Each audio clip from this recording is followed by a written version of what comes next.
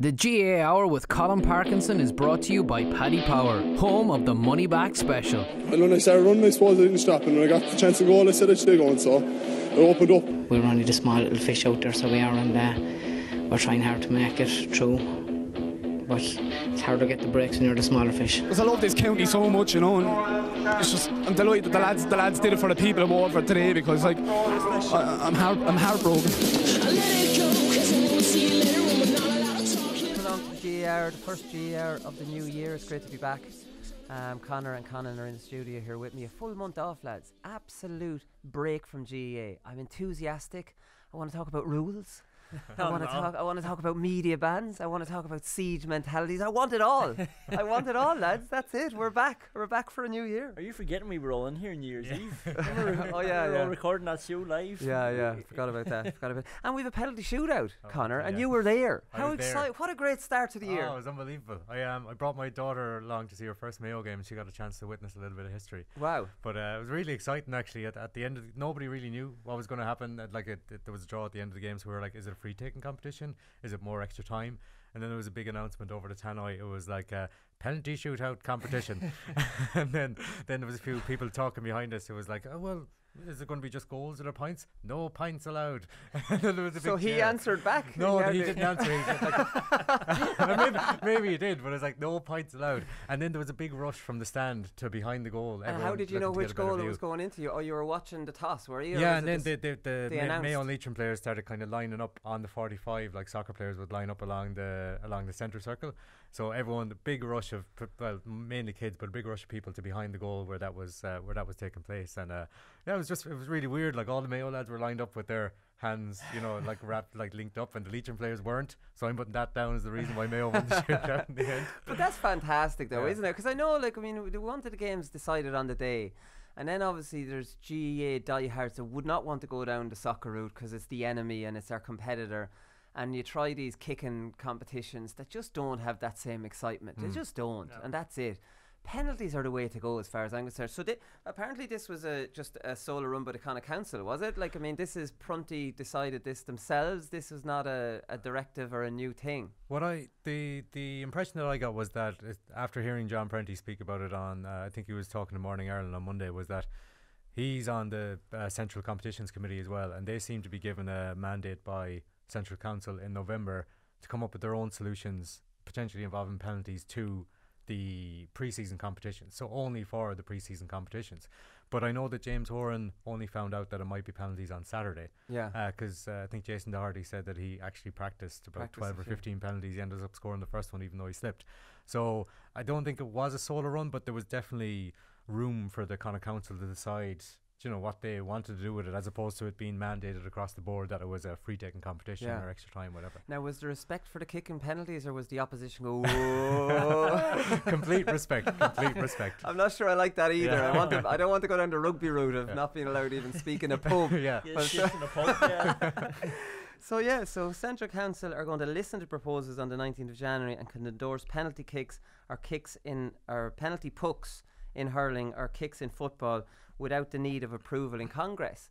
And like, if what I've seen, the kind of, you know, videos and the reports from this, I think it's a no-brainer, Conan, that they might just move it on to penalties. It's fantastic excitement. I think it looked class. There were 3,000 people at the game, and then the amount of them, like most of them probably ended up behind the nets. And the pictures are class. I think Evan Regan's hitting that last penalty, and just everyone's there, and you can see the keeper going the wrong way. And the thing with the free-taking competition, it was a bit of a disaster when it was 45s. They brought it into the D, but it's too easy. Like, you know, it's not that it's too easy, but there's no keeper there that can put there's you no off. Excitement. It's not you're not against anyone, you're against yourself, and there's no excitement in that, really. Exactly. With a penalty you should score, but you don't always score, and there's a bit of nerves. You're only 11 yards out, there's a keeper there, like, you know, so a couple of things can happen and one penalty will decide it. Like, whereas we were seeing with the free taking competitions, it was ending up like 2-1, you know, and stuff like that, where it wasn't really that exciting. Yeah, and even the hurling one, you're so far away from the goals. It didn't kind of engage the crowd, I don't think. And maybe the extra 5 minutes of extra time, which has gone away with, just had them so dead that maybe the crowd is like, oh god. Yeah, that's it was just too long. It was just too much. But that's gone.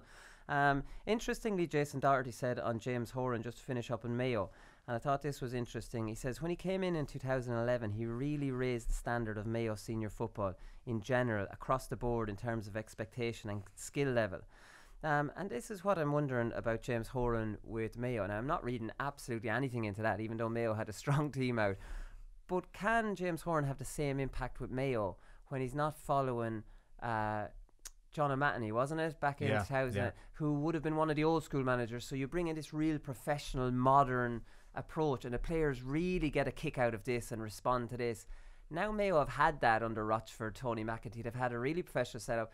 Can Horan have that same massive impact the second time around? He can't have. It's impossible to have the same level of impact, because like he completely, as nobody would argue what Jason Doherty said there about James Horan completely transforming the culture of Mayo football, which badly needed to be changed. So he's not going to have the same level of impact. But at the same time, like I think Jason Doherty speaks about fine tuning kind of what they've done to date.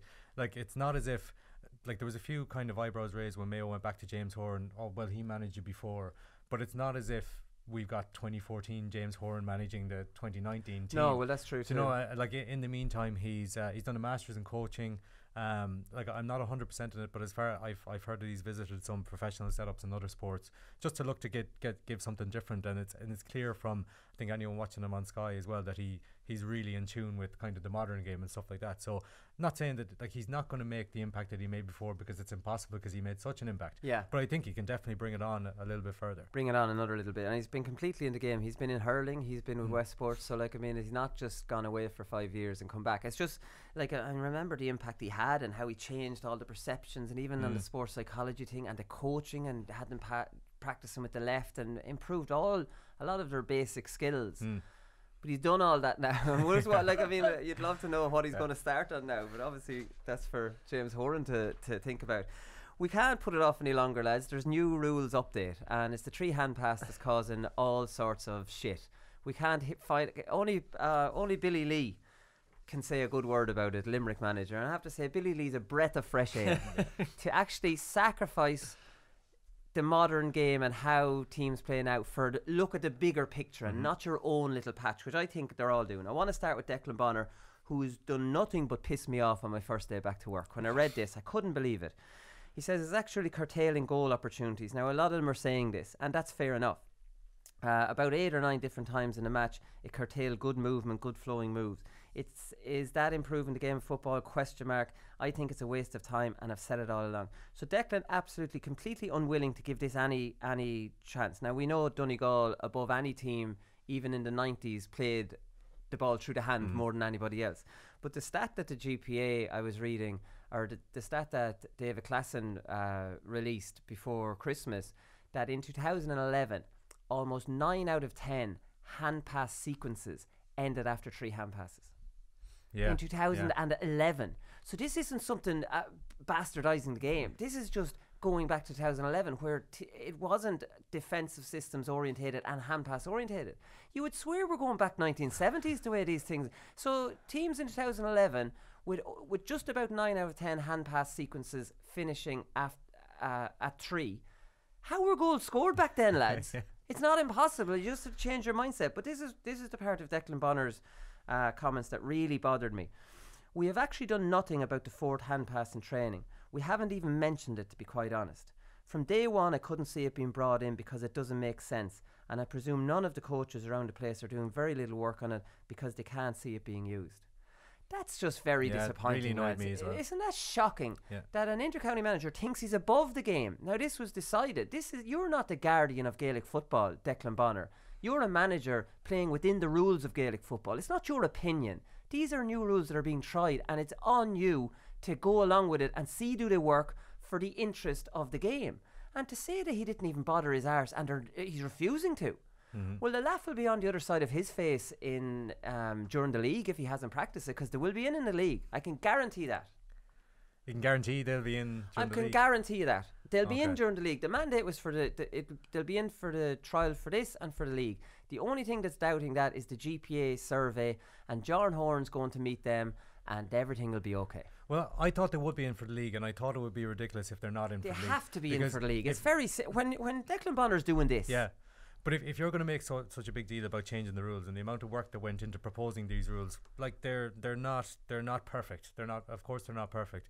But if you're going to make such a big effort and then abandon them after a number of pre-season competition games that I would say a large proportion of the GAA audience aren't going to even see. No, or won't be televised, or nobody will really ever make a judgment on. How can anyone go to all these shitty games and they're second string teams and nobody cares and they're doing weights the morning of the match potentially or during the week?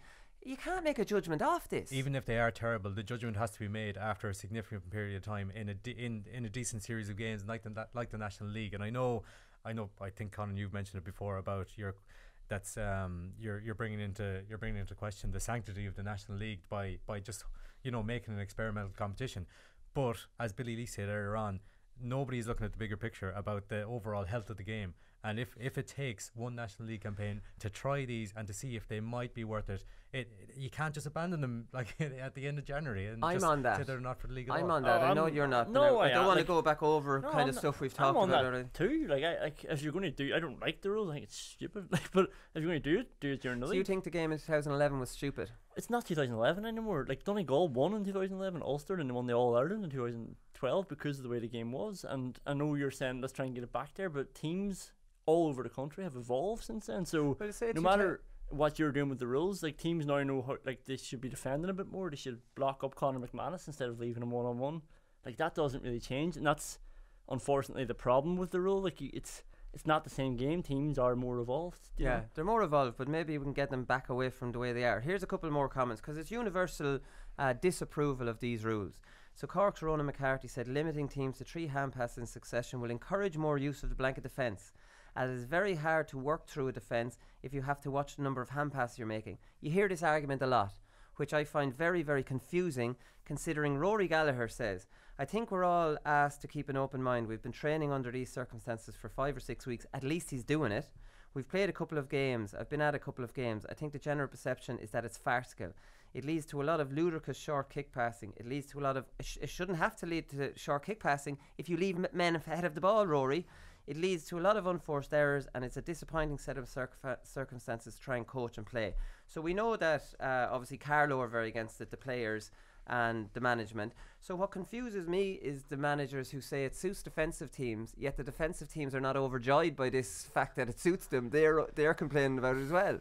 Is there not a massive contradiction there? Like, if this completely plays into a defensive team's system, why are they not singing from the rooftops about it? Because they know it's not. Like, so what's happening here, lads? Maybe they care about the game. Do you think people who are defensive don't like the game? Do you know? Like, I know, that's a different point now. That's a different point. Well, stick to this. How can defensive teams hate it and attacking teams say it suits defensive teams? Because it's just a bit unnatural. Like, it might suit, say, Carlo if they can defend. It might be easier to defend, but just for the game, like, they don't think, maybe. I think teams should be allowed to defend. Like, you know, they should be allowed to set up whatever way they want. But I do think that I've been to 2 games and it's just a bit unnatural. Like, I get the principle of it, and I know what you're talking about, the 3 hand passes, but you were talking about Connor, that guy who made the run for Mayo 60 yards down the line and then finally hand passes, but it's a 4th hand pass, and it's like, why is he being punished for that? He ran for so long he didn't realise. Well, I know that's his fault. No, well, if this gets rid of attacking cornerbacks, I'm all for it. They are a blight on the game. He was a corner forward who dropped deep. Well, same thing. He should be ahead of the ball. Then this issue won't bloody happen. And so then stop dropping back. The message we've learned here is stop dropping back so far. And we've seen all the tweets of people talking about the 4th hand pass being a goal chance and stuff like that. And that's a bit of a red herring. Now, it can happen, and that's very disappointing. But the point I make on that is that you're just going to have different tactics for getting your man on the last ball. Like, I mean, getting a goal through a worked hand pass move from 45 is not there. So stop trying it, because you're only going to get frustrated on the forward hand pass. You need to kick it in, work a man off the shoulder, him get a hand pass, him give a hand pass, and he can give another one. Off a kick pass into the full forward line, then you get 3. Is that not enough? You just can't work. Now you can't work a hand pass goal from around the midfield area. That's the only problem. And yes, there are examples of Corofin, of Mead back in 91. They're the only 2 people who are putting out there. Crooks a couple of weeks ago. Crooks a couple of weeks ago. The screamer from Kieran O'Leary. He had no business going for a goal there. That, like, usually you'd be tapping over a point there. But you get my point. Yeah. Like, it's few and far between the amount of times this happens anyways. So, like, it shouldn't really be used. But anyways, we're getting into pre-Christmas talk. There's a few more quotes here. So Paddy Talley says it's very confusing. You can see it today, the frustration in both teams. On any other day, it would have been considered a very good goal. There was obviously a goal disallowed in that one. That would have given Down a good lift. It slows up the game. Paddy Talley, we know the kind of system he likes. Jerry Egan from Westmeath, I think he was most reasoned about it. He's a player, obviously not a manager. See, managers are under a lot of pressure. They're under a lot of pressure. There's a lot of expectation on their shoulders, and they have to completely change what they've been coaching. And what it's not easy. And I do I'm not criticising too much. Like, I understand the absolute opposition to this. Yeah. Like, for example, you know when you're in training, and Mick O'Dwyer used to love this. So he'd hate lads putting the head down soloing and hopping. He hated it. He wanted the ball moved on by the foot, and I love Micko for that. Or moved on in a positive manner, full stop. He had a great, attitude about the game and how it should be played, and always going forward. And every now and then, because he hated a fella, now the minute you shouldn't be coaching children for this. You should immediately take your 4 steps to look up and see what's on, and if nothing's on, take your bouncer solo. That's basic stuff. But he'd ban soloing and hopping in a game. Now the grumbles around all of us would be like, oh, and you'd be completely taken out of your comfort zone. So like when you get the ball, you love to take a solo up. You're not allowed. So you immediately have to scan the field faster than what you're naturally kind of want to do. We hated no solo, no hop games, and he'd regularly play them. But that's the same as this. It's only taking you out of what you're used to. Yeah. And like, I mean, that's all I see it as. Jerry Egan from Westmeath, he says, the hand pass is just awkward more than anything else. He said, it's nearly as awkward as for the referee as it is for the players. I disagree on that. He says, when you're going down the middle of the pitch or you're on your third hand pass, what do? Do you kick it over your head? You can see the idea behind it, but it needs tweaking, especially in the forwards. Now, that is the one thing I would say. In the forwards, unfortunately in the forwards, you can't do these intricate hand pass moves. You have to kick it in, work off the hand pass. You have 3 hand passes off the man that wins it. For me, that's enough. You'd about like the one in the Kilmacud Sevens, where in your own half you have to pass forward. So it has to be a pass forward in your own half, and then once you cross the halfway line, you can't go back.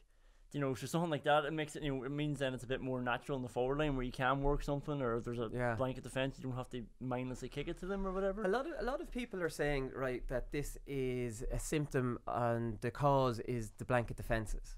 But how do you break up a blanket defence? I think this will break up blanket defences, but it's going to take 2 years.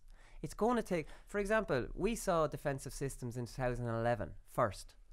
It took until 2017 to figure out a really proper way of beating them and embarrassing them like Dublin did. Now that took a televised game by Dublin with Jason Sherlock, who's a basketball background, doing this. So every manager around the country are copycats. We know that. They're not innovators. They're looking at this now going, what am I supposed to do with this? They don't know. They're not tacticians. They're not good tacticians. That's the reality, and especially in the lower divisions.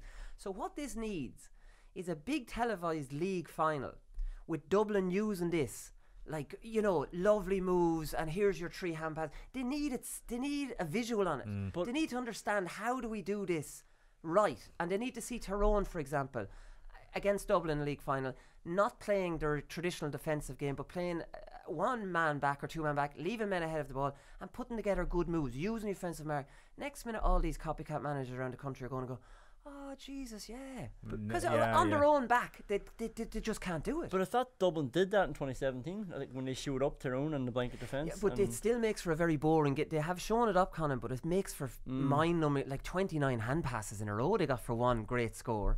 You know, it's a bit like the Barcelona outside this Chelsea screen, and they're holding on to it. And I think there's a huge skill in that in soccer. There's not a skill in that in Gaelic football, because it's going through the hands, you know. So like, here's Billy Lee. We'll leave it on a more positive note. Billy Lee for president, that's what I say. So Billy says, I think they're worth looking at. I know a lot of people are anti these experimental rules, but it depends on the style of football your team play. If you play a running game, you're going to be against them. Most teams play that running game now. Against Cork in the McGrath Cup semi-final, we didn't see any black cards. The kick-out has only been taken 7 metres further out. I don't hear anyone complain about the kick-outs anyway. He says, and how many sideline kicks would you normally have in a game? Similar. The 3 hand pass rule, I've no problem with that. We all have to be honest with ourselves. We all think the condition of football nationally is not where it should be. Maybe not Conan. It was exasperated by the quality of hurling championship last year. I don't agree that it was exasperated by the hurling championship. Hurling championship was just brilliant on its own back. I think football, even if the hurling had been terrible, we've been saying the football. I think it definitely suffers by. Do you think so? By comparison? Definitely, yeah. Yeah, maybe. I think. Well, that's personally from me. Well, I think the fact they didn't show half the football games didn't help either. You know, that probably just lacked the sort of razzmatazz then because they weren't showing. I'm trying to get Tom Ryan onto the show. I've put in a few requests the last while, and I'm hoping he might come on next week, or at least before the league starts, because there's just so much to talk to him about, especially about those broadcast rights. They're massive this year if this League 2 goes ahead. I'd love to get their thoughts on it, but that's it. So we'll leave it on this, is that I strongly think the attitude of the managers is very regrettable. I think that this 3 hand pass rule, if it just was given a chance, will completely get rid of blanket defences. Absolutely. And I've explained that enough before Christmas, my theory on it. I think that managers need to see it being done right. I think it needs a big game. It absolutely needs a league. And I actually would argue that even if it isn't a full success in the league, it probably needs 2 years, and in the including a championship, and then in the third year you're looking at a completely different game. The copycat managers have copied someone, and they're all maybe following the leader.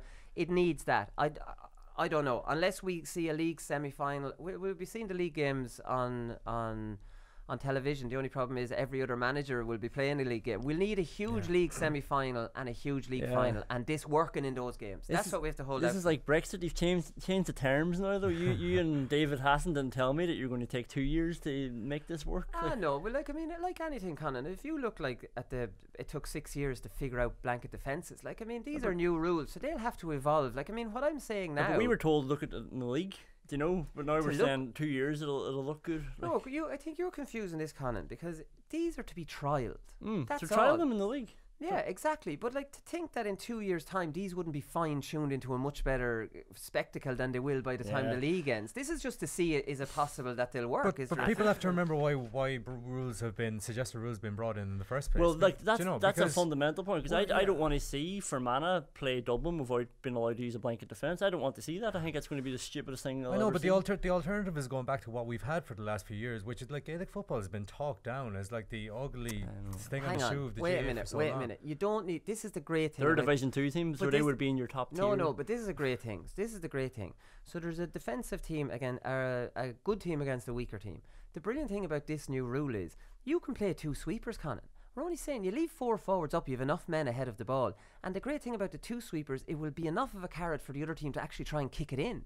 So your men will be turning over way more ball. Sweepers now are useless. Sure, Mark McHugh said that. He became obsolete because they stopped kicking it to him. So a sweeper will be back in vogue. He will actually, a smart sweeper, will be covering over and back, and he'll be interceptable because they have to kick it on the third. And that's what Rory Gallagher's saying, though, because people won't kick it. That's what we're sort of going around the circle. But if you see 2 sweepers, people are smarter now. They won't kick it. That's the worry. So keep coming back. They'll kick it to the half forward line, and they'll drag them out a different way. It just won't be everybody back. That's the point. But with the advanced mark, the forward isn't going to be as bottled up as he was. True. Because so those 2 sweepers, Dublin will just destroy. So that sweeper will really be worth his salt in intercepting ball, but he'll be no good doubling up if your man catches it. Do you know what I mean? So the sweeper will have less functions, but he'll still be valuable if he's smart and he can intercept those passes in. It'll be fantastic, lads. Let's just trust. Why can't you just trust me on this? And if any managers around the country want to sit down with me in a one-on-one, or the 3 of us, we'll explain to you how to work through this process. It's scary. We understand, but we can help. So Tyrone, a bit exciting about Tyrone. Obviously, Derek Hanavan is the huge, bit of news coming out of there. He's very young. Son of God. He's very young. Son of God, yeah. So it's fantastic to see him. Might be a year too soon from lads. He's just finished under 17. Years ago, he'd still be a minor this year, right? Am I right? Now, he'll be tried in the McKenna Cup. I'd be very surprised if we see him this year. I think it's too, especially with his build. Give him a chance. But Kyle Coney's back. He's obviously an interesting player in that. I remember him very well. 2008, Mayo, Tyrone went to a replay. He scored 5 from playing the final. He was the big name in that team. Peter Hart was on it. Matty Donnelly was on it. It was all about Kyle Coney. And he was a big fella. And we've probably know loads of examples from your own club and from around your own county of these big fellas when they're underage and then they get up to senior and they're no longer a big fella. Yeah. And it takes a lot of adaptation to realise, shit, everything I've based my game on of pushing lads away and getting that space, now I have to figure out. It's I even compared to me going back playing at 40 and I don't have pace. when my game would have been all about being fast. What the hell, what am I? But you start doubting yourself and you wonder, what kind of a player am I, or what position on the field can possibly suit me now? Yeah. And this fella's having to deal with this when he's 18, 19. So he was thrown in at the deep end, and he said, I found, this is a quote from him, he did a big piece in the Independent last year, he says, I found the adjustment to senior very, very tough. It didn't click straight away. One of the first games I played for Tyrone was against Mayo in the league, and it was a really wet day. I was being marked by Keith Higgins, and I was taken off 10 minutes into the second half. It was a rude awakening to the physicality, the speed of the game, and the men being stronger than me. Because at minor level I had that natural strength, and it didn't take effect at senior level at all. Then you start doubting yourself a bit more. Things don't work as clearly for you. Things just fell into place for me at minor, and I started doubting myself. Maybe I'm not cut out for this. At that age, you don't have the mental strength of someone 27 or 28, and I found the going very difficult earlier on. It's a really good interview from him, very mature interview. Now he's back playing really well for his club again. His last game for Tyrone was 2015 when Mickey Hart took him off at half time because he wasn't working. Now he says he's happy to work. Mickey Hart is happy to hear that he's happy to work, and he's back in at number 11. And I'd be very interested. I've always kind of been interested in him, but he'd frustrate the life. He's here, he's gone, he's here, he's gone. So maybe we might see him. He got a full league before, scored 24 points or something. Yeah. But probably not working the way Mickey Hart wanted. But another thing, if Mickey Hart wants a good scoring forward, which he needs, and he might want to play a little less defensive, and Kyle Coney, everything might be coming together. He's more mature, he wants to work, maybe not work back to his 21. Mickey Hart wants to maybe play a few more natural forwards up there, and we might see the best of him finally. I saw him against Derry there a couple of weeks ago at Celtic Park, and he looks like somebody who has just been working all last year to try and get back into the Tyrone team. Like, he looks like he's way ahead of people that normally would be in January. Like, and it's almost like, do you know when you hear like someone like Mourinho talk about Lukaku tracking back, and then everyone's watching for this end in the next game? That's what it was like with Coney then, when he made a tackle. The Tyrone fans were like, yeah, like, you know. So suddenly he was doing all this, and he had Sludden and McShane on either side of him. So there's another Sludden. No, that's not Niall Sludden. It must be younger. There's another Sludden there playing corner forward. This was Niall Sludden was it in that the game? Derry game. So like, it was him and McShane just go. So they had that natural sort of, you know, defence anyway, like he was coming back, and he had McCurry inside. So Coney would have held his position then in the half. For most of it, like he tracked when he had a track. See, lads, this here we go.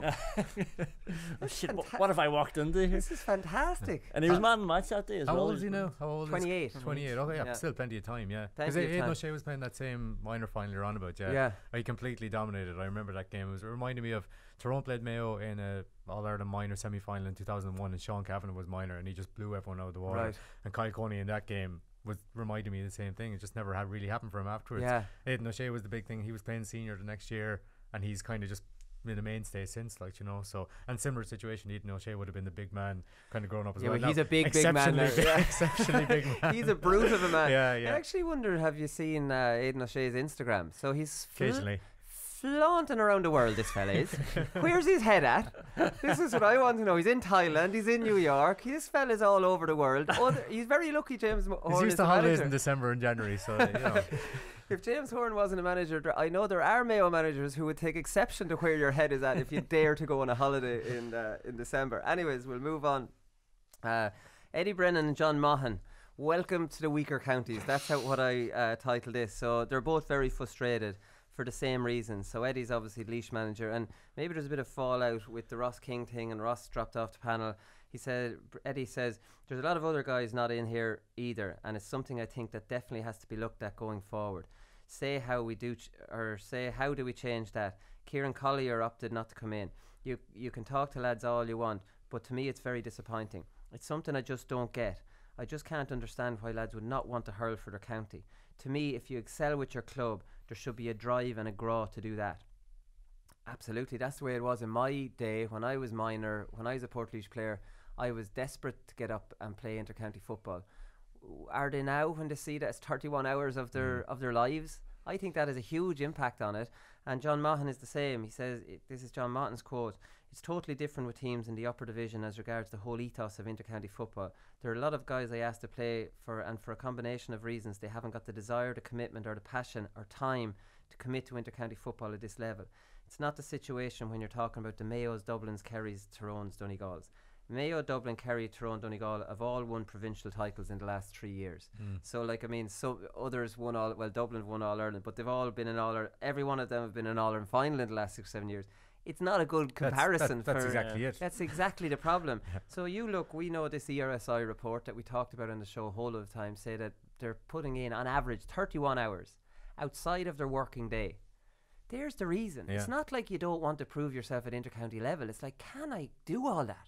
Can I honestly do all that, knowing that it's only for a championship match that we'll get beaten in the landscape of the landscape of the championship at the moment. If you're from Offaly, you're talking about Division 4 football, and with all due respect, trying to avoid a big beating in the championship, maybe get Division 3 actually. Division 3, sorry, and trying to avoid a big win in trying to avoid a big beating and to get a big, get a win in the championship, as opposed to if you go back to, you're on about your time earlier, but like before Dublin started sweeping the boards in Leinster, Offaly, Kildare, Meath, Westmeath, Laois, they would have all won provincial titles, I think, in the about 10, like less than 10 years before Dublin started on their winning run. So like, it's upsetting for John Monaghan and Eddie Brennan, but like when you look at it that way, it can be hard to. Now, when I came up playing with Laois, we were no world beaters. We got good after a few years, or we improved after a few years. But I still wanted to prove myself. But there was no 31 hours. We're training Tuesday, Thursday, and a match on Sunday, and it was really enjoyable. And then you take the next level, and you want to prove yourself. But there was never any. Now, I still think I would have done the whole thing because I had a massive burning desire to do it. But you need that absolute burning desire. You're not putting in that effort. You just aren't. Here's another thing, with this ERSI report. Why was there no why was that not scandalous? Why was there no backlash to that? Because say if, for example, there is a proposal next year to pay players.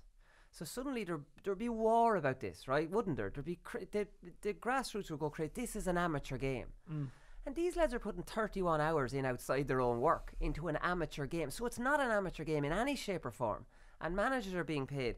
So when that 31 hours came out, why was the same backlash against professionalism not seen as would be for payments? Yeah. Do you know what I mean? There's no real consistency for this. We're either against professionalism, which is massively affecting commitment of players in Laois and Offaly, judging by Eddie Brennan and John Maughan, or are we amateur or are we professional? Yeah. That's the question. You can't want professional in preparation but not in remuneration. You know, it's not all joined up there, is it? It's a good point. Like, I think the reason there wasn't a big scandal about the report was because everyone knew that people were doing that amount of work, you know. And you're right about the money. Like, the thing when you like the examples he's used, Mayo, Dublin, Kerry, Tyrone, Donegal, there's a bit of like, you get a profile playing with those teams as well, and you do get a bit of financial reward. Like, you get a car, you know, you get these like advertising gigs, you get to do these interviews that you get paid for. So you don't get that with Offaly. Maybe that's why your point then should be even stronger. Like, why isn't there some sort of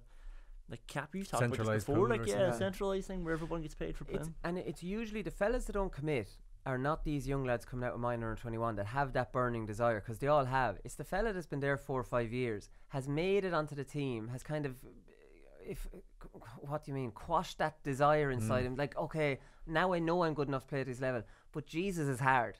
And Jesus, we're going nowhere. And Jesus, I'm putting in a lot of time. They're the fellas that don't end up commit. You know what I mean? You'd be very rare you'd see a promising under 21 going, Jesus, I'm staying away from that.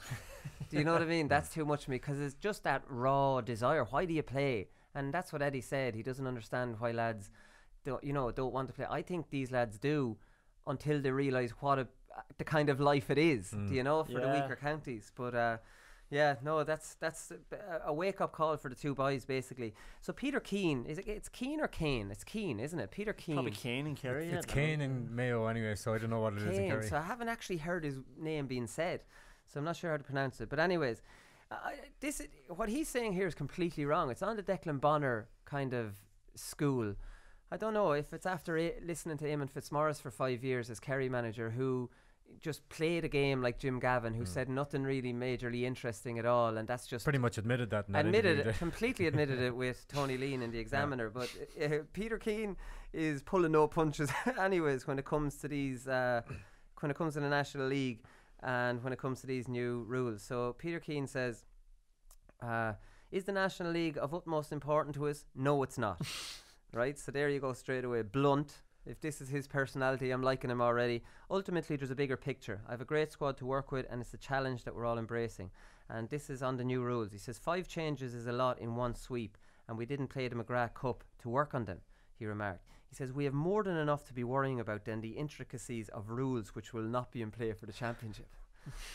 Like, why? I don't know why I find that more funny than Declan Bonner's, because it's pretty much the same. It's pretty much the same thing. But I don't know. He just paints a different picture on it. It's not that he doesn't want these. It's not as dismissive as Declan Bonner. No, I've more on my plate than this. As maybe as Kerry manager or something like that. So, like, I mean, I don't know, but it's definitely good to hear Peter is so kind of forthright. He's not afraid to kind of take like first of all, he was getting in trouble, wasn't he, because he didn't tell the people that he didn't tell the players that they were in the panel for next year. Oh yeah, didn't like that. Isn't he bringing supporters back to Fitzgerald Stadium? Did I hear that for training? I could be completely wrong at that, but I think I read something on that about maybe allowing it for on one some or occasions. two. Yeah, of course. But I think that's a fair balance. I don't think that's too bad either. But he's not afraid to make his mark, basically. But when he's on about the National League, I'd like.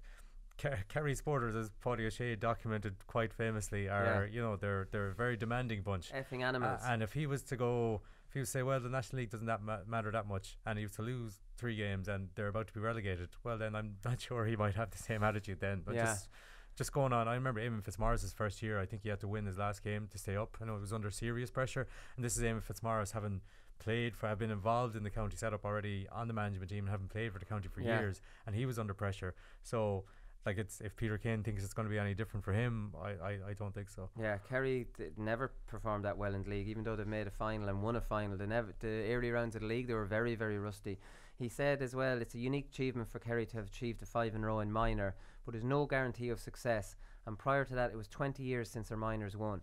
So like 20 years since their minors won, they won about 6 All-Irelands in the time. They never won a minor, and now they've won 5 minors. Like, 5 minors is for Laois or for Westmeath or for Derry, how they are now. The traditional counties don't need minor winners. They'll always have 4 or 5 good lads coming out of minor anyways. Like, I mean, I do think, and the weaker counties need that injection of confidence, and we're on the way. The big counties don't need that. Something to be excited about. So maybe we're overplaying this 5 minors in a row for Kerry, because in Kerry, a minor title is feck all, let's be honest, considering, like, maybe we're overplaying how big a deal these minors are coming through, because like I said, I don't want to repeat myself, there's always been minors coming through. Always, even if they don't have to win for that to happen. Especially when you look at Kyle Coney's quotes, like, it takes time, like, it does take a few years to get into it properly. Yeah, this Clifford won't make an impact at all. Yeah, well, he's like, I was going to say, reading Kyle Coney's, it does show how exceptional he is, that he's come in and been one of the best players in Ireland. An all-star and young player of the year in his first year. Well, he's a phenomenon. Now, talking of another phenomenon,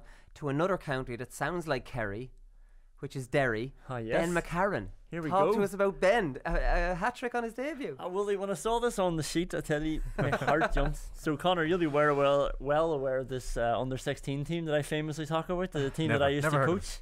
Ben McCarron, centre-half forward, 2014 when we won it. He was under 14 at the time. But so I've coached them for years. When you say won it, what did you win? We won the Derry Championship, the under-16 Championship. Sorry, very good. Brought this under 14 in, put him centre-half forward. So he's your club? Yeah, he's my club. You taking credit for my old club, I should say. Well, my home club. He's always always your club now, Colin. Yeah, I know. But like, we've all transferred. He's been never. He's brilliant. Like, he's only 18. He's still in school. He would have been minor last year if it wasn't for the change of the rules. So when they got to the final, the All-Ireland final in 2017, got beat by David Clifford. He was under 16 or under 17 at the time. Like, so big fella, fast finisher, both feet. He's everything. Like, so like, we played him all half of the forward. above. Yeah, like, so we played him half forward. He's a playmaker, like, real smart, real selfless when he wants to be, but he can run with the ball. He's fast, he's strong. Like, his third goal there against Fermanagh, he came off the bench. He only played 50 minutes and scored 3-1. He came back off again. And his third goal, he gets tackled and he's fallen to the ground, and he manages to lob the keeper while he's on the ground. Like, so we've got like that. Jack McCarron against Dublin last year. Was he always a forward, or did you make him into a forward? Always a forward. There's loads of forwards up in Derry. But what was the best bit of advice you gave him? No, like, the one worry that I saw Damien McAleen, the Derry manager, talk after the game, and he was like, great debut, showed pace, athleticism. He'll be a serious asset to our under-20s this year. Right. Oh. And you're like, what? This boy's just come on and scored 3 goals for Derry. We need all the help we can get, but if he plays under-20s, he can't play seniors, so I don't know. It was very worrying seeing that, and it always so like Keane Johnson from Offaly, who's obviously a brilliant player, but had to sit out the under like and play the under-20s, and now he's back. He'll be senior this year. It's like, what was the point in bringing him in for the McKenna Cup? Because it doesn't matter what he did. He couldn't do any more. Scored 3 goals, and it doesn't matter. He's not going to be looked at. You wonder why play him then if that's the case. Is there any need? Well, maybe, I don't know. I have no idea. Sean McDermott's retired, lads. So he's played for Roscommon past 17 years. So it shouldn't come as a shock to anybody that Sean McDermott has retired, because I knew he was going to retire, because you don't tweet things like this when you're not going to retire. So he thought Aidan O'Rourke was going to be the manager, and he tweeted, when are our county board going to wake up? Plenty of people inside our own county well good enough for the job. Roscommon need an inside manager. Better for the whole progression of Roscommon football. So I'd say Sean kind of had it in his head he wasn't going to play it on. Was that a dig at Kevin McStay as well? I don't know. I don't know. He's in the game in Roscommon, so maybe that is a bit different. Yeah, maybe not. But he did say that Anthony Cunningham rang him, and I don't really agree with him on this. So Anthony Cunningham has a 3-year plan. Sean is 35 next summer. So he was like, you should be planning for 3 years ahead. I won't be there in 3 years. But like, I mean, the bit of experience he'd have might be great for 1 year. Get that lift, and then, so I don't agree with that. You don't, just because a manager asks you in doesn't mean you have to be there for his whole tenure. That, it doesn't work like that. But maybe in his head he had enough. But interestingly, Sean has played in every division in the National League. And I was trying to think how many, would this be a very unique kind of thing? And I think what he did is very unique in that he went from 4 up to 1. Now, Conan, I'll give you this glory, because I wasn't thinking the other way around. So you obviously... I'm always thinking the other way around. So you obviously know there could be some Derry players, Laois players and Westmeath players that have come from 1 down to 4. So they've played in all 4. But can you think of one that's gone from 4 up, other than our man Sean, and no Roscommon player? I don't think so. Tipperary could be doing it next year if they get up there, but I can't think of one that came right through the divisions. Clare got close. Cavan were never that far down, were they? They were never 4. Cavan could have been 4. Yeah, Cavan, I don't know, maybe not. Anyways, we can't start thinking. Send us a tweet. Put it out on Twitter, if you can think of the answer to one that's come the whole way up from Monaghan, come all the way up. Did they come from 4? I think they were 3. I think they were lingering around in Division 3. Anyways, to finish up, before we get on to Seamus Kenny, because he's going to talk to us about these rules a little bit. This is the pressing news of the day, right? So this is an email we got from a PR company who's handling a launch of a Sigerson. It's the Sigerson Cup launch, isn't it? Fitzgibbon Cup launch. Yeah. So there's 6 ambassadors. They are all inter-county ambassadors. And we've received an email from the PR company to say, hope all's well. Just to let you know, Brian Hogan has informed us that Tipperary management have told him he can't talk about Tipperary at tomorrow's Electric Ireland press event. He will still be permitted to discuss UCD and the Fitzgibbon Cup and life in general. He says the 5 other ambassadors are all fine to talk about everything, including their county teams. So, I couldn't believe it when I heard this. So, Brian Hogan is going up now to do this, and he's being told he can't speak about Tipperary. Now, Michael Ryan tried this for the last 2 years, and it did not work out too well for him. And I have a theory on why it didn't work out too well for him. Is because basically you're telling your players that you're idiots, that you're not capable of being a man and going up and answering a few questions and not being silly about what you say. You're treating your players like fools. And my take on this is that players are not like they were 20 years ago, who follow dictators. Look at Mourinho. Mourinho's management style does not work now, because the way he used to try and get the reaction out of players, it doesn't work, because the criticising them, they're like, up yours, no way. They're different. They're a different animal. And the youngsters, teenagers, and you see it in clubs, like these lads will back chat you, and they know what they're talking about, and they've listened to podcasts, and they're really like, you don't win by dictating. So go and telling one of your players who's not 18, you go up there but you're not allowed to talk about. Imagine the embarrassment. He's sitting there in front of the other 5 and they're talking freely about, and he says, no, well, I'm not allowed. That's schoolyard stuff, lads. I can't believe Liam Sheedy. I cannot believe Liam Sheedy, who I've heard on the Sunday game and who always talks sense, would go down this road, because I think it's a huge mistake Michael Ryan made. Yeah. It's January as well. What's really going to be used at this time of the year? Yeah, and Sheedy in particular, as you said, being on the Sunday game, and look at, say, you would have thought that coming back into intercounty management, that he would be more open to kind of the media. Yeah, more of an understanding of being. Look at what Kevin McSay's done with Roscommon. He was way open to me, like did the documentary and everything, and had nobody's been criticising Kevin McSay for that, or it hasn't done Roscommon any harm. Yeah. So for Liam Sheedy to be behind that, just when I saw that, was very disappointing. And it happened with Michael Ryan. Remember, the Tipperary weren't like this when they won the All Ireland. Michael Ryan brought this really strict media policy in the year after, and again, I understood kind of why he did it, because everyone was talking about Tipperary being the new Kilkenny, and he was maybe afraid of this getting out of hand. So like, I thought that was okay for the league, lads, keep your heads down, I don't want any media being done. But to allow a lad go up to media and say you can't talk about this, I think it's disrespectful. It's treating a player like a fool, like a child, and this will come back. Like, if I don't know what kind of character Brian Hogan is, but I can imagine if it was one of the leaders in the team going back into the team going, Jesus, I went up there, wasn't even allowed to ask everyone else. That's stupid, lads. The next minute some other lad says, yeah, it is kind of. Next minute, the next mistake the manager make, that becomes a bigger mistake then, because this was already stupid. Yeah. Don't you know how things like this can get out of hand, and how if the wrong lad is told he can't do something, i.e. me, you can easily fester throughout a team. But anyways, we'll leave it there because we've done enough. I'm going to leave you with this thing before Seamus Kenny. It's me questioning Michael Ryan about a media ban.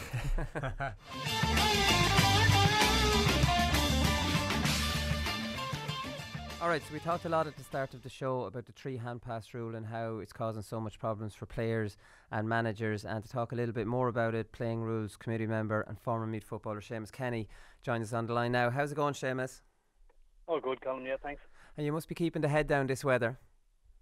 Yeah. There's a few scuds knocking around about the rules, alright, so yeah, just trying to keep to my own business. The more I think about it, what were you thinking? You retired in 2014, you won your first ever county title with Simonstown, won it again the year after, 16-17, and now you're taking all this shit for new rules. What were you thinking?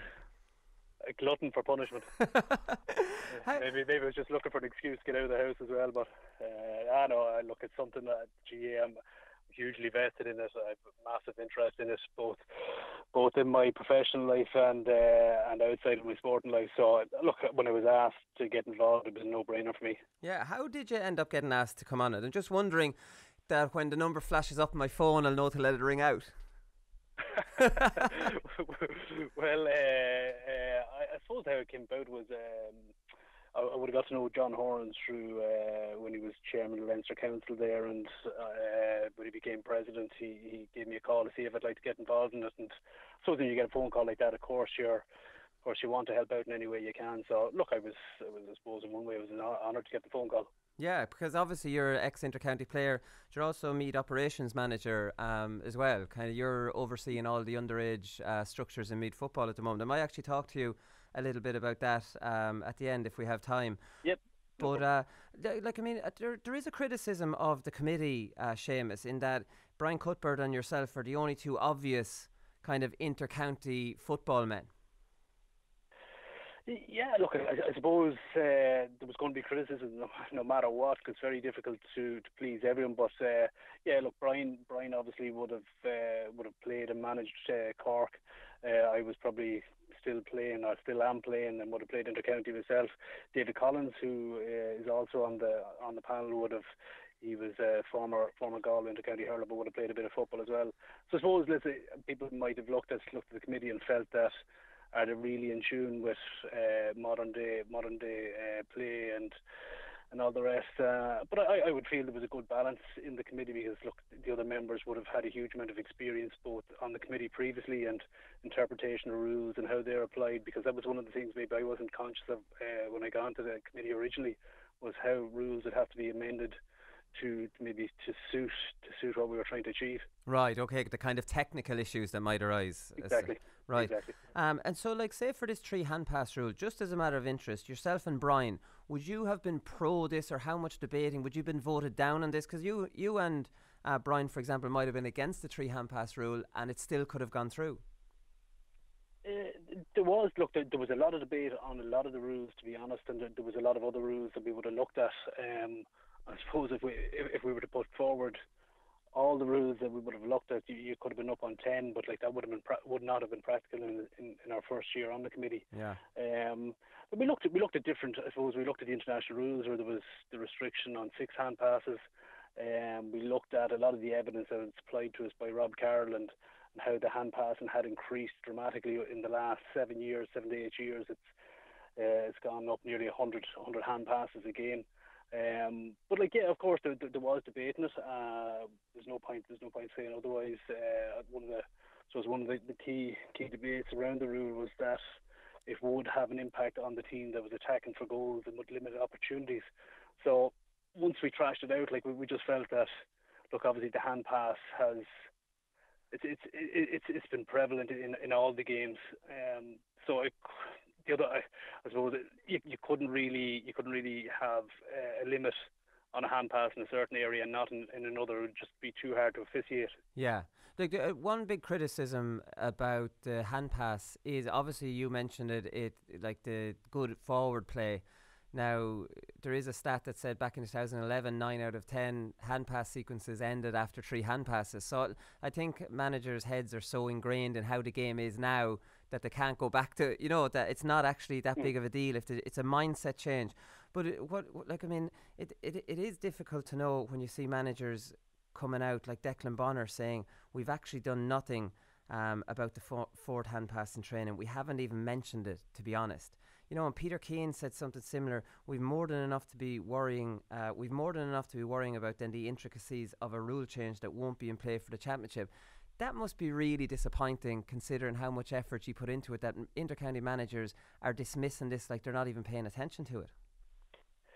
Yeah, look, I suppose there is a certain amount of frustration. With that. Look, I would have expected it anyway. Anytime there's a change, you're going to have different levels of either acceptance or not with it. But I suppose the anomaly in all of this is that if the rules are true, like, they're not going to be there for championship. So I can see the frustration from the inter-county manager's point of view. But yeah, I think because there is teething problems straight away, that they're announcing the rule, and I think really underhanded it's a way of influencing it. And do you feel under pressure to drop it? I know there's another meeting with the GPA after these pre-season tournaments, obviously before the league. Like, I mean, is there pressure? Like, I was reading all the manager comments, and it was only Limerick manager Billy Lee who had anything positive to say about the hand pass. Look, as a committee, like, we're actually not meeting again until April. I know there is a meeting set up between the Uachtaráin and the GPA at the end of these pre-season competitions. So, to be honest, I'm not really sure what's going to come from that. These are the rules that we've put forward, and I don't think we can really sort of stand back and take them back now. I think we would, as a committee, would lose face if that was the case. Okay, so you're going to continue on that this has to be trialled during the league. Because another thing that we spoke about earlier is that it's obviously impossible if it's dropped now and then throughout the league. I even think the league isn't long enough for managers to get their heads around, because inter-county managers, Seamus, as well as I do, they all follow the leader, so they just need an example of this being done well, and then next year they'll all do it. But without any decent sample size of it happening, or a televised game, for example, where Jim Gavin uses it to great effect and suddenly then they're all copying it. Like, I mean, without it being shown on a big televised game where the copycat managers can see how it's done properly, sure, it's dead in the water, right? Yeah, well, just coming back on the question beforehand, like, we've put these proposals forward. It's not for us to kind of rescind them now at this stage. Yeah. Cushioned Honesty have put them forward. So, like, I suppose our job is kind of done. We can't really kind of pull back on any of them. But I suppose getting back to then your next point, I do think, and I can have sympathy for players and managers, that it's just like an experimentation. It should be over a year, but like, the league is of such great importance that managers do not want to use it for experimenting. Like, for about 70% of the counties out there, it's probably the most important competition to go and play in. Yeah. So, like, I can understand the frustration, but I do think there's a lot of negativity for negativity's sake. Like, give the rules a chance. So that I'm sure players are so well conditioned. They play conditioning games the whole time. like there's a lot of restrictions putting them in those games, so that like they're well attuned to having a limit on hand passes and using the foot more often. So I think the players will be well able to adapt to it. Well, this is the problem, that under defensive systems, the restriction on the hand pass is very difficult. But I've been out trying to argue on the podcast that teams are going to have to completely change the way they set up because of these new rules. Now, I don't think managers are ready to rip up the script, that they've had for 2 or 3 years, or the systems they've had. And this is where the problem, that it probably would take a year or two to evolve to the point where they realise, Jesus, this defensive system is not working. Like, it took us 6 years to figure out how to break down defensive systems. You know what I mean? Now having to break them back up it probably isn't going to even work throughout one national league. No, look, that's a fair point. I think like there's so much effort goes into kind of setting up systems at inter-county level, specifically that it's not over the course of maybe 1 or 2 months. As you said, it's a 2, 3, 4 year process. So for managers now to, I suppose, as you said, rip up the script, like I can see why they're becoming frustrated with it. But I would argue that the rules that we have put in place, or that we've looked to put in place, are ones that could actually help attacking teams, that if they start looking at it differently, like there's different outlets there that they can start using that they may not have thought of previously, like especially with the mark and the limit on the hand pass. It'll get players looking to maybe kick the ball more often than they had previously. Yeah, no, exactly. Why did you move the mark out, as a matter of interest? That's one thing I disagreed with. Why did you bring it out to the 40 to 45, or did much discussion go into that? It did actually. I suppose it was one of the rules that like we had the mark from the kick out, and one of the fears was that we were trying not to obviously bastardize the game, for want of a better phrase. But when we trialled it, it was difficult for the referee to actually judge where the ball had been kicked from and where it had been caught. If it was caught inside the 20, and it happened twice in one of the trial games that right. But, the referee called for mark, and he actually wasn't in the zone where he should have been. Just on that though, just on that, there are natural lines to guide you there, 45 and 20, whereas now there aren't natural. It's actually, for me, if that's the issue, that issue becomes much more difficult. Yeah, so again, and I think it's probably been lost a wee bit in all this, that if the rules go through, that they're applicable at all levels. So it's all right where inter-county games are being played in the best of venues, but in other venues where there's not clear delineation of pitch markings and that, like that's going to be difficult for a referee to decide. And that was one of the reasons. That was a bit of feedback from the referees, that they just found it difficult to make that judgment call. Yeah, but that's the confusing thing. But now they have to make the judgment call anyways. So, like, I mean, that issue has not been resolved by moving it out. No, again, it was still a rule that we wanted to keep in, was to reward the kick into the ball and the clean catch inside. But it was made difficult by the fact that there was just difficulty in ascertaining whether the catch was made inside the 20 or not. Right. Okay. So, like, I mean, just another thing I wanted to get your thoughts on was, like, the GPA, who are opposing. They've opposed the 3 hand pass rule. 96% of members oppose that one. Right, and they're opposing the sideline one as well. And I might just talk to you quickly about the sideline one in a second. But, like, I mean, I'm a big players man, and I'm sure you are as well. Like, I mean, we're ex-players. You know how much of a commitment it is and how hard it is and all that kind of stuff. But is it wise to be asking players about playing rules? Because players are going to vote based on what's the easiest kind of thing. Like, if I was playing the game now and I was so used to playing this way for the last 6 years, I wouldn't want to rip up the script and start again. Players don't like that kind of change. I often remember, like, when different managers would say, let's play a game, no solo, no hop. Sure, everyone would be pissed off because it's been, your natural game has been kind of messed about and you don't really enjoy this game as much. Yeah. Well, look, I suppose that was one of the steps in the process, was to engage with the different stakeholders, and like inter-county managers were consulted, the inter-county players are consulted, county boards were consulted, and their views were sought, and I suppose 96% is obviously it's a huge majority that voted that way. I do think I suppose, look, going back to what you said, I would be very much a player's man. I think they should have some say in it, but I don't know. Like, I wonder, was there a huge amount of thought put into actually what the rule was there for, or was it just a case of reading something and then, okay, no, we're voting against this straight away without actually seeing it in practice? Yeah. And like, I mean, if you were to just think back to 2011, where you're not changing the game too much from what it was like then. It's just, I think the 7 years has corrupted everybody's minds. Just give us an example for if say, I'm not sure how this works. So John Horan's going to fight this against the GPA. That's more of the meeting that's going on. You've put your rules up there, and that's the way it is. But can the sideline work?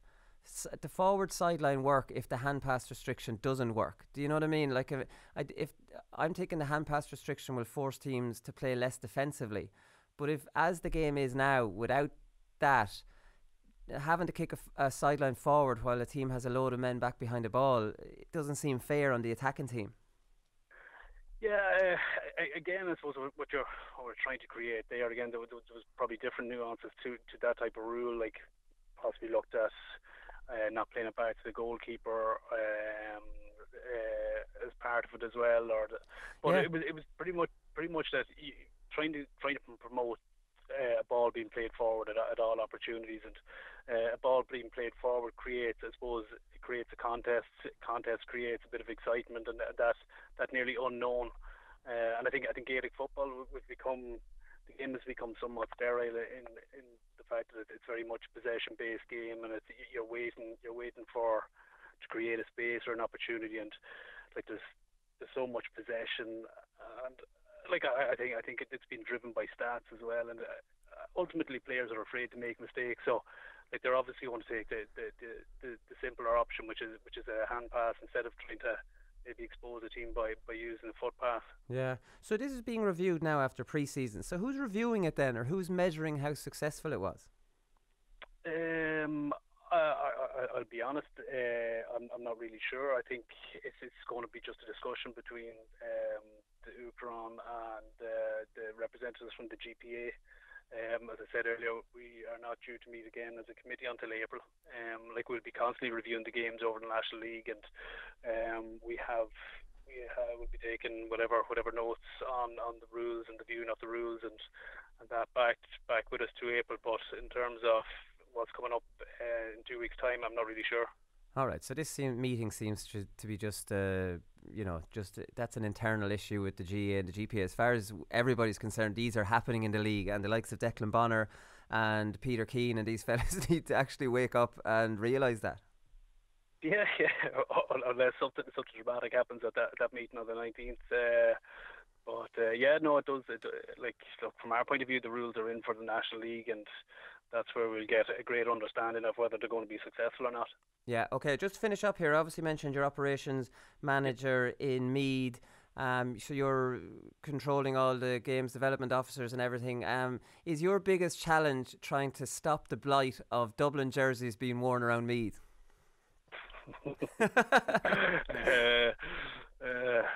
How do we be correct on this one?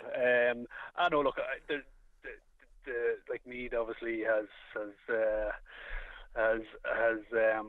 had a huge population increase over the last 10 years, and with that there would obviously be a lot of people who have moved from Dublin into the kind of commuter belt towns there, and look, I don't see that as a challenge. I think look, Meath are at the moment, we've invested heavily in our underage structures, we've invested heavily in our games development staff, and we've a lot of really good people there working kind of both on the volunteer basis and in a professional basis, and I think in the next couple of years we will see a reward for that. We've won the last 2 Leinster under-17s, and I think we hope to have the nucleus of a good under-20 team from those 2 teams. So look, I think next 5, 6, 7 years, I think Meath will start kind of being a lot more competitive than we are currently. Yeah, that'd be brilliant. And Kildare are pretty good too, so we might get a Leinster Championship back again. Come here, I might get you on again and talk a little bit more about that that underage structures in Meath and stuff like that, and maybe you might get out there and have other counties give them some food for thought. Yep, brilliant. Seamus, thanks very much for taking the call. Sound okay, talk to Colm. All right, great stuff from Seamus there. Right, that's all we've time for this week. We'll be back next Wednesday with a podcast again. We're getting close enough to the league starting, but we'll stick with Wednesdays until that happens. Talk to you then. Good luck.